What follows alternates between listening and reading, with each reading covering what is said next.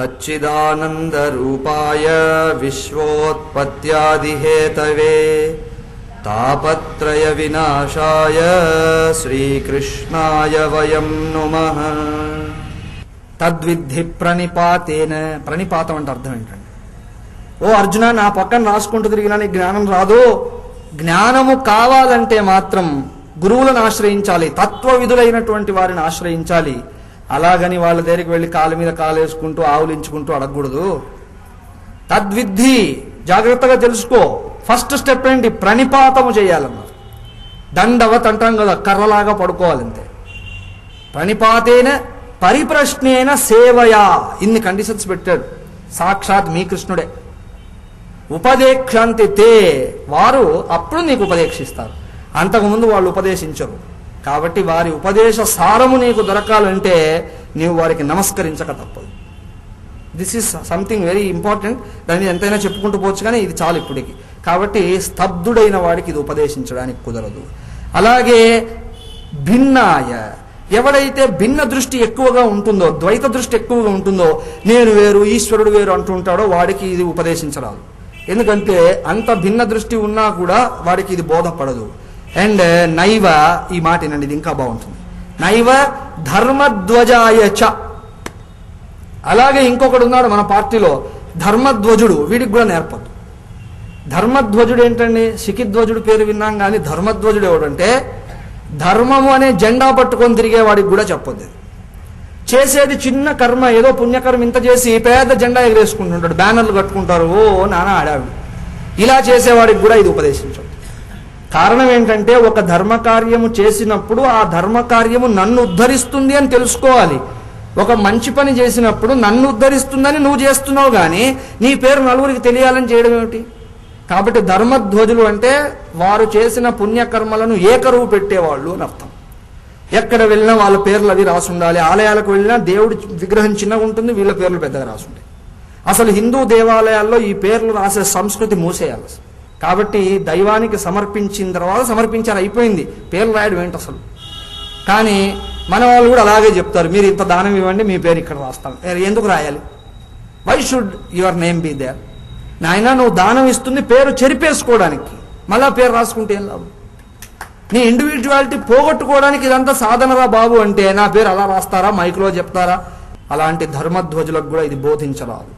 కారణం ఏంటంటే ధర్మధ్వజుడు అనేవాడు పైకి దాన ధర్మములు, సత్కర్మలు, ఆలయములు ఇట్లా అన్ని చేసినా కూడా లోపల వాటన్నింటినీ వాడి పేరు కొరకు ఉపయోగిస్తాడు. అంటే పైకి ధార్మికత ఉంటుంది, కొద్దిగా గిల్లి చూస్తే స్వార్థం ఉంటుంది లోపల. It is like some chocolate ice cream. పైన చాక్లెట్ ఉంది, కొంచెం తీస్తే లోపల ఐస్ క్రీమ్ ఉంటుంది. ఆ మాదిరి ఇది కూడా డ్యూయల్ లేయర్. పైకి చూడడానికి ధార్మికుడే, కానీ కొద్దిగా గిల్లి చూడండి, పరమస్వార్థం అనేది కనిపిస్తుంది. అలాంటి వారికి గనక పరమజ్ఞానము బోధింపబడితే వాళ్ళ స్వార్థ చిత్తముతో దాన్ని కలుషితం చేసినట్టు అవుతుంది. కాబట్టి వాళ్లకు బోధించొద్దు. అలాగే విషయ భోగముల యందు బాగా ఆసక్తి ఉన్న వాడికి చెప్పకూడదు. గృహస్థంలో ఇరుక్కుపోయిన వాళ్ళకి ఇది బోధించకూడదు. అలాగే అభక్త, ఈశ్వర భక్తుడు కాని వాడికి ఇది బోధించరాదు. అలాగే భక్తులను ద్వేషించే వాడికి కూడా ఇది బోధించరాదు. ఇక్కడ కొంత మీరు అడగవచ్చు, అయ్యా బోధిస్తే నష్టం ఏంటి? వాళ్ళు కూడా బాగుపడతారు కదా అంటే, వాళ్ళు బాగుపడరు సరిగదా. మీరు బోధించిన విషయాన్నే ఎన్ని ప్రశ్నలు అడుగుతారంటే చివరికి మీకు కూడా డౌట్ వస్తుంది, ఇది కరెక్టో కాదు అని. అర్థమైందా?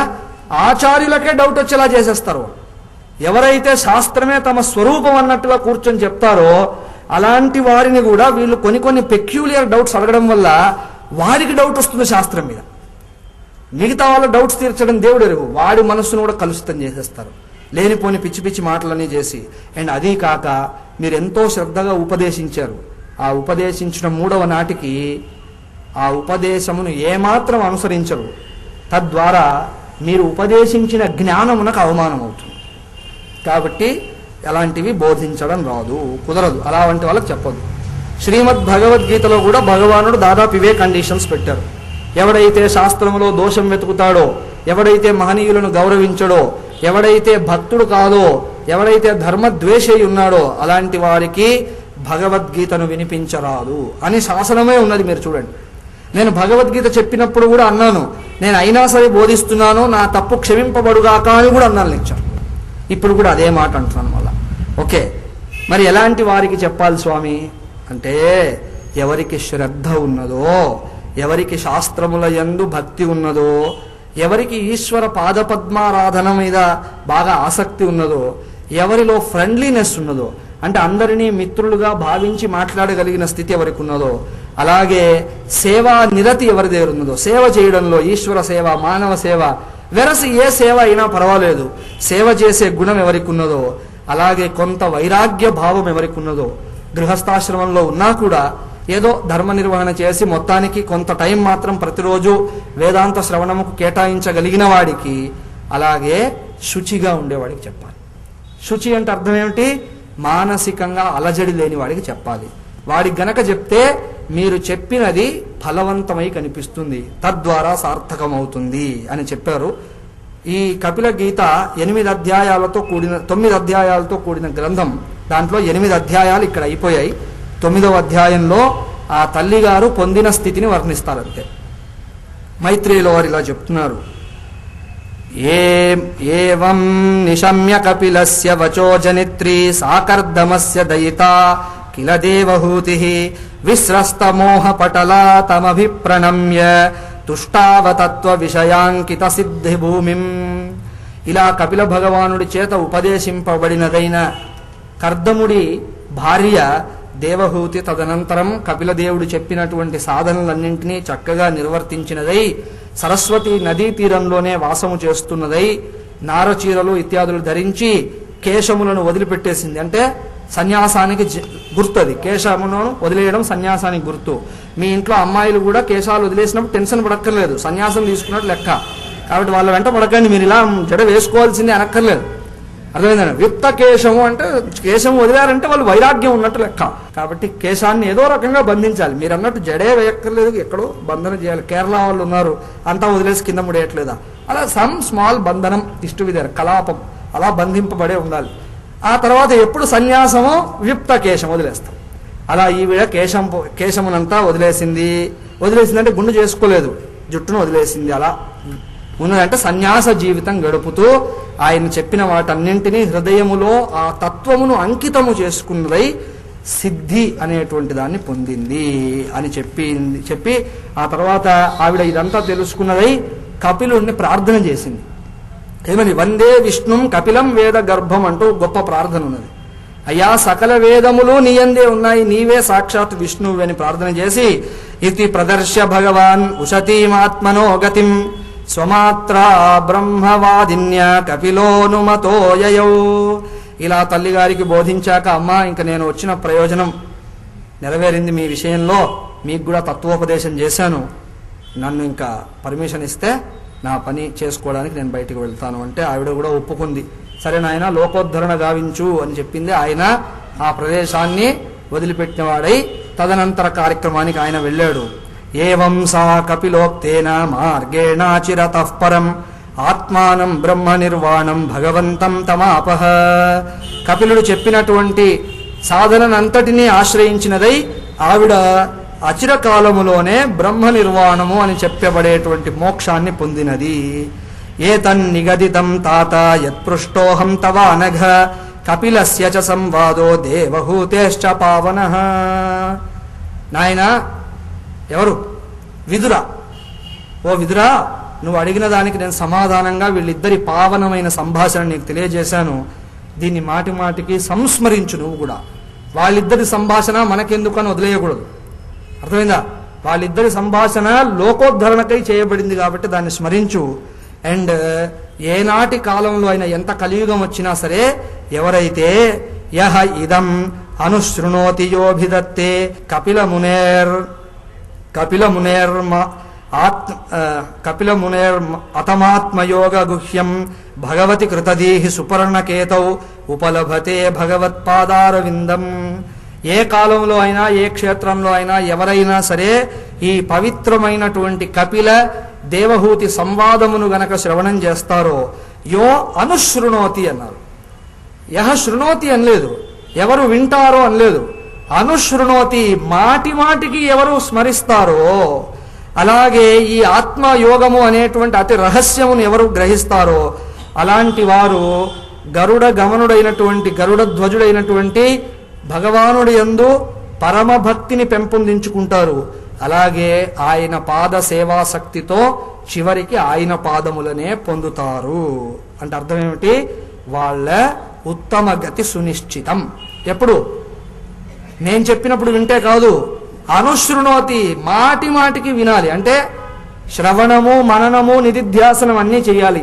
అలా చేస్తే ఇది ఉద్ధరిస్తుంది అని చెప్పి ఓం ఇది శ్రీమద్భాగవతే మహాపురాణే బ్రహ్మసూత్ర భాష్యే పారమహంస్యాం సంహితాయాం వైయాసిక్యాం సమాప్తోయం తృతీయ స్కందః.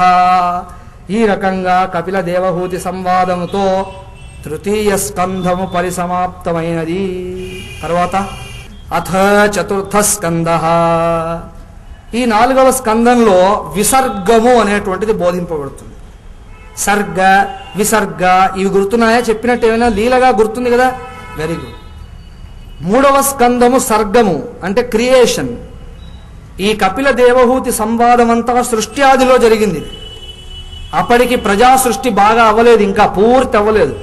చాలా తక్కువ మంది ఉన్నారు, ఇంకా సృష్టి పూర్తిగా ఫుల్ఫిల్ అవ్వలేదు. అది సర్గ. ఇప్పుడు చూడబోయేది విసర్గ. విసర్గ అంటే బ్రహ్మదేవుడి చేత జన్మించినటువంటి మానస పుత్రులు వీళ్ళు ఎవరెవరు ఉన్నారో వాళ్ళ సంతతి విస్తారం అవుతుంది ఇప్పుడు అని ఒక అర్థము. రెండవది వివిధ సర్గ ఏవ విసర్గ అని కూడా చెప్పచ్చు. వివిధ సర్గ అంటే అర్థం ఏమిటి? రకరకాల గ్రూప్స్ గురించి మాట్లాడతారు. సర్గములు అంటే గ్రూప్ అని కూడా అర్థం. అది ఏమిటి అంటే మహాత్ములు అక్కడ వ్యాఖ్యానం చేసినప్పుడు ధర్మ అర్థ కామ మోక్ష, ధర్మార్థ కామ మోక్షమునకు విసర్గ అని పేరు. ఇప్పుడు చూడబోయేటువంటి 4వ స్కందంలో ధర్మ అర్థ కామ మోక్షములు చక్కగా ఆఖ్యానముల చేత నిరూపింపబడతాయి. భాగవతం తత్వోపదేశాన్ని 2-3 రకాలుగా చేస్తుంది. భగవద్గీత అలా కాదు, స్ట్రైట్గా చేస్తూ వెళ్తుంది.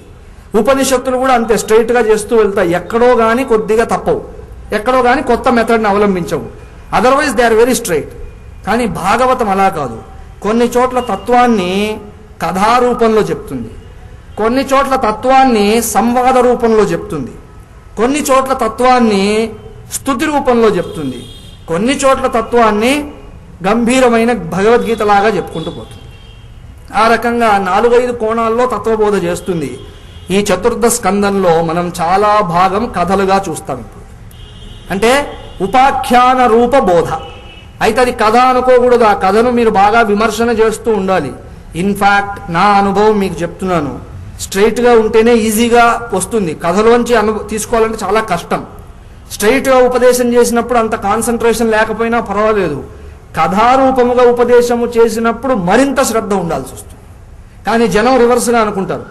జనం అనుకుంటారు కథారూపంగా చెప్తే హాయిగా ఉంటుందండి, స్ట్రైట్గా చెప్తేనే తలనొప్పి అని. కాదు, కథారూపములో ఉన్న తత్వాన్ని గ్రహించాలంటే ఎంతో ఆలోచించాలి. కానీ తత్వమే వద్దనుకునే వాడికి సులభంగా ఉంటుంది. ఏదో కథ విన్నాం, చందమామ బాలమిత్ర కథలు అయిపోయాయి. కానీ ఆ కథ ద్వారా తెలియబడుతున్న విషయం ఏమిటి, చెప్పబడుతున్న విషయం ఏమిటి, అది బయటికి లాగాలంటే మాత్రం చాలా ఏకాగ్రత కావాలి. ఇక్కడ 2 రకాలుగా మనం దాన్ని దర్శిద్దాం. ఒకటి, బ్రహ్మ యొక్క సంతతి, మానసముగా పుట్టిన సంతతి అభివృద్ధి అవ్వడం విసర్గ. రెండవది ధర్మార్థ కామ మోక్ష చర్చ విసర్గ. So I will be going in keeping with the second meaning, ధర్మార్థ కామ మోక్షములు అనే కోణంలో వెళ్తాను. దీంట్లో 4వ స్కందంలో 31 అధ్యాయాలు ఉన్నాయి. మొత్తం శ్లోకాలు 1455. కానీ అన్ని శ్లోకాలు కూడా నేను చెప్పను. అర్థమైంది? ఊరికే ఇన్ఫర్మేషన్ సేక్ ఇవన్నీ ఇవ్వడం. ఈ 4వ దాన్ని 4 ప్రకరణాలుగా విభాగం చేయవచ్చు. ఒకటి ధర్మము, ఒకటి అర్థము, ఒకటి కామము, ఒకటి మోక్షము. దాంట్లో ధర్మము అనే ప్రకరణము సతీదేవి వృత్తాంతం వల్ల తెలియబడుతుంది. అలాగే అర్థము అనేటువంటి విషయము ధ్రువుడి కథ ద్వారా తెలుస్తుంది. ఆ తర్వాత కామము అనేటువంటిది వేణుడు అంగరాజు వీళ్ళ కథల ద్వారా తెలుస్తుంది. ఆ తర్వాత మోక్షము పురంజన ఉపాఖ్యానం అనే రూపంలో తెలుస్తుంది. సో 4 రకాలుగా 4 తత్వాలని ఉపదేశం చేస్తారు. ధర్మ త్రు సతి, ఓకే, అండ్ అర్థ త్రు ధ్రువ, ద బచ్చా. అండ్ థర్డ్ ఈస్ కామ, కామతో వేణు, వేణు కాదు వేణు, ఈ అంగరాజు పుత్రుడు, వాడు మహాదుష్టుడు, వాడి కథ కూడా చదువుదాం. ఆ తర్వాత పురంజనుడు అనేవాడి కథ ద్వారా మోక్ష ఉపాయము, మోక్ష దర్శనము ఇవన్నీ చెప్పబడతాయి. మైత్రేయుల వారు విదురుడికి చెప్తూ ఇలా తెలియజేశారు. ఏమని? అయ్యా విదురా, మీకు చెప్పాను గుర్తుంది కదా, స్వయంభువ మనుకు 3 కుమార్తెలు ఉన్నారని చెప్పాను, అలాగే 2 కుమారులు ఉన్నారని చెప్పాను. ఎవరు ఆ 3 కుమార్తెలు? ఆకూతి, దేవహూతి, ప్రసూతి. దాంట్లో దేవహూతి స్టోరీ చూసేశారు, మిగతా 2 ఉన్నారు, వాళ్ళ కథ కూడా చూడాలి. అలాగే 2 కుమారులు ఉన్నారు. ఎవరు? ఉత్తానపాదుడు, ప్రియవ్రతుడు. కాబట్టి ఆ 2 కుమారులు ఉన్నారు, వాళ్ళ కథ నడుస్తుంది. ఈ ఆకూతి అనే కుమార్తెను రుచి అనేటువంటి ప్రజాపతికి ఇచ్చి వివాహం చేశాడు. ఆకూతి, రుచి ప్రజాపతి. వాళ్లకు యజ్ఞరూపుడై శ్రీహరి జన్మించాడు. అలాగే లక్ష్మీదేవి దక్షిణ అనే రూపంతో జన్మించింది. ఇక్కడ కథ ఏమిటంటే, యజ్ఞము దక్షిణ 2 కలిసి ఉంటేనే ఫలం, లేకపోతే ఫలం లేదు. సో ఏ సత్కర్మ అయినా కూడా దక్షిణ లేనిదే కుదరదు. అలా సత్కర్మ, యజ్ఞ యాగాది రూప కర్మ అవ్వచ్చును, ఏదైనా కావచ్చు, వైదికం కర్మ, లౌకికం కర్మ, ఏది చేసినా కర్మ విష్ణు రూపము, అందులో నియోగింపబడే ఇవ్వబడే దక్షిణ లక్ష్మీ రూపమై ఉంటుంది. అందుకే దక్షిణ లేకుండా సత్కర్మకు ఫలం రాదు. ఎలాగైతే లక్ష్మి లేనిదే విష్ణువు కాజాలడు కదా, అందుకే శ్రీమన్నారాయణుడు అన్నారు తప్ప ఊరికే నారాయణ అనరు. నేను అలాంటి వాడు అంటాడు నారాయణ అని తప్ప, చాలా మంది శ్రీమన్నారాయణ. ఎందుకంటే we want Shri first, then only Narayana. Okay, ఇది కాన్సెప్ట్. వెరసి అదే కథ, నిజం కూడా అదే. ఎందుకంటే శ్రీ లేనిదే నారాయణుడు కావు. కాబట్టి విడదీయరాని సంబంధం అది. ఏ క్రతువు నిర్వహించినా దక్షిణ ఇచ్చి తీరాలి. ఇన్ఫ్యాక్ట్ మీరు ఇంట్లో ఎవరికైనా అతిథికి భోజనం పెట్టినప్పుడు కూడా వాడికి దక్షిణ ఇవ్వాలి. అదేంటండి, ఏదో గౌరవంగా పిలిచి భోజనం పెడితే మళ్ళీ దక్షిణ అంటారు. మరి అది ఇవ్వాలి, అది తప్పదు. దక్షిణ ఇస్తేనే ఫలం. మరి అలాగని 10 రూపాయల నోటు ఇస్తే బాగుండదు కదా. కాబట్టి ఏం చేయాలి, ఏదో చిన్న గిఫ్ట్ లాగా కొని ఈ మధ్యలో ఇస్తున్నారు, అది మంచిదే, అలా ఇస్తూ ఉండండి. కానీ పనికొచ్చే గిఫ్ట్లు అవి ఇవ్వండి. ఎవరైనా సరే అతిథి కావచ్చు కాక, వాళ్ళ ఇంట్లో భోజనం చేయగానే వాడి దగ్గర ఉన్న దాంట్లో 50, 100, 10 ఎంతో కొంత డబ్బులు ఇస్తాడు ఫస్ట్. మనకు అనిపిస్తుంది ఇదేమిటి, మనకు భోజనం పెట్టి డబ్బులు ఇస్తాడు వీడని. కానీ అది పద్ధతి, వాళ్ళు అలాగే ఫాలో అవుతారు. Even in our traditional ashrams we do like that. భోజనం చేశాక 10 రూపీస్ కానుక ఇస్తారు. 10 రూపీస్ ఇస్తే వీడు ఏదో ఉద్ధరింపబడతాడని కాదు. అన్నము పెట్టడం సత్కర్మ, దక్షిణ ఇవ్వడం ఇస్తేనే కంప్లీట్. అలా ఇవాళ మీరు బోల్డ్ మంది పెద్దవాళ్ళు ఉన్నారు, మనవరాళ్ళకు కూడా పెళ్లిళ్ళు చేసిన వాళ్ళు కనిపిస్తున్నారు నాకు. పెళ్లిలో కూడా కన్యను దానం ఇస్తాం, సత్కర్మ అది. కాబట్టే వరుడికి దక్షిణ ఇవ్వాలి. దక్షిణ అడగడానికి వీల్లేదు, వాడేమిస్తే తీసుకోవాలి. కానీ ఇప్పుడు దక్షిణ డిమాండ్ చేస్తున్నారు వీడు. అర్థమైందా? అది తప్పు. కానీ ఆ కాన్సెప్ట్ వచ్చింది మాత్రం ఇలాగే, వరుడికి దక్షిణ ఇవ్వాల్సిందే. ఎందుకంటే కన్యను స్వీకరిస్తున్నాడు. అలా దానమును స్వీకరించిన వాడికి దక్షిణ కూడా ఇవ్వాల్సిందే. శాస్త్రము స్పష్టంగా నిర్దేశం చేసింది. దక్షిణ ఎవడు ఎలా ఇవ్వాలి రాసలేదు, వాడికి ఎలా నచ్చితే ఎలా ఇవ్వచ్చు, వాడికి ఉన్న దాంట్లో ఇవ్వచ్చు. అలా సత్కర్మ అనే యజ్ఞము, దక్షిణ కలిసి వీళ్లకు జన్మించాయి అన్నట్టుగా ఒక అలంకారాన్ని ప్రయోగించి చెప్పారు. ఆ తర్వాత ప్రసూతి అనే కుమార్తెను దక్ష ప్రజాపతికిచ్చి వివాహం జరిపించారు. ఆకూతిని రుచికిచ్చారు, దేవహూతిని కర్దముడికి ఇచ్చారు, అండ్ ప్రసూతిని దక్ష ప్రజాపతికి ఇచ్చారు. ఆ తర్వాత మైత్రేయుల వారు ఇలా చెప్తున్నారు, యా కర్దమ సుతా ప్రోక్త నవబ్రహ్మర్షి పత్నయః తాసాం ప్రసూతి ప్రసవం ప్రోచ్యమానం నిబోధమే. ఆ తర్వాత మనం ఎలాగైతే కర్దమ దేవహూతుల గురించి చర్చ చేసినప్పుడు వాళ్లకు 9 మంది ఆడపిల్లలు పుట్టారని చెప్పుకున్నాం. ఆ 9 మంది కుమార్తెలను 9 మంది ఋషులకు ఇచ్చి వివాహం జరిపించారు కదా, వాళ్ళ యొక్క కథను మీకు తెలియజేస్తాను. ఎందుకంటే వాళ్ళ వంశము ద్వారానే మిగతాదంతా డెవలప్ అయిందయ్యా, ఆ వంశ విస్తారము చెప్పబోతాను. మొదటి కూతురు కళ అనే ఆవిడను మరీచి మహర్షికి ఇచ్చారు. వాళ్లకు కశ్యపుడు, పూర్ణిమానుడు అనేటువంటి పిల్లలు పుట్టారు. ఆ కశ్యపుడి వల్ల, ఈ తదనంతరం పుట్టిన పూర్ణిమానుడి వల్ల బహు సంతానముతో శోభిల్లింది జగత్తంతా. ఇవాళకి కూడా ఎవరికైనా గోత్రం తెలియకపోతే కశ్యప గోత్రం అని చెప్పేయచ్చు. ఇప్పుడు మీ ఫ్రెండ్స్ ఎవరైనా ఫారినర్స్ ఉన్నారు, ఆడి పేరుతో పూజ చేయాలి, ఆడికి ఏం గోత్రం ఉంటుందండి? కానీ ఆ సమయంలో కూడా కశ్యప గోత్రం అనవచ్చు, ఎందుకంటే అందరూ అక్కడి నుంచి వచ్చిన వాళ్లే. అలా కశ్యపుడి వల్ల చాలా జగద్విస్తారం జరిగింది, సృష్టి విస్తారం జరిగింది. Thank you.